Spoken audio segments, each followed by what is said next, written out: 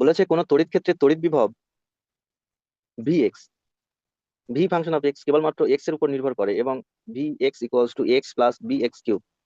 এ এবং বি ধ্রুবক, এক্স অক্ষের কোন কোন স্থানে তড়িৎ প্রাবল্যের মান শূন্য হবে। তো এটা আমরা কিভাবে করবো বলো? এটা আমরা জানি যে তড়িৎ ক্ষেত্র প্রাবল্য ও বিভবের মধ্যে সম্পর্ক আছে, না? বিভবের মধ্যে সম্পর্ক আছে। সেই সম্পর্কটা কি?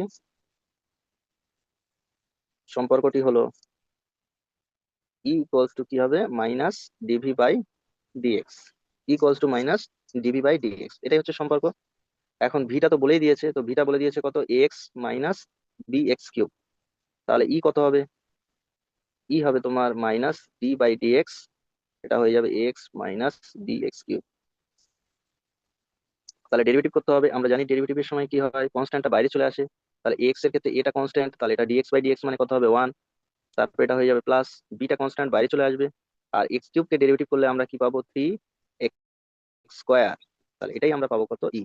তাহলে ই ইকুয়ালস টু আমরা কত পেয়ে যাবো, minus A plus three B X square. এবার বলেছে যে কোথায় ইলেকট্রিক ফিল্ডটা জিরো হবে, তো জিরো হবে ধরে নিচ্ছে, এটা যদি জিরো করে দেওয়া হয় তাহলে এটা কত হবে, minus A plus three B X square. তাহলে এখান থেকে আমরা এক্স এর মানটা পেয়ে যাব, কত পাবো বলো? তাহলে থ্রি বি এক্স স্কোয়ার সমান কত হবে, এ। এখান থেকে এক্স স্কোয়ার সমান আমরা কত পাবো, এ বাই থ্রি বি। আর এক্স সমান আমরা কত পেয়ে যাব, root over A by three B. এটা প্লাস মাইনাস দিয়ে দাও, ঠিক আছে? তাহলে যে বিন্দুটা আমরা পাবো সেই বিন্দুটা কোথায় পাবো, আমরা এক্স অক্ষের উপরে পাবো। তাহলে বিন্দুটি কোথায় হবে? বিন্দুটি হবে যেখানে ইলেকট্রিক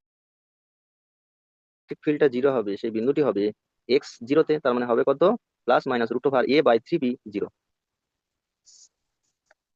সবাই বুঝতে পেরেছো? তাহলে এখানে কোন অপশনটা সঠিক হবে?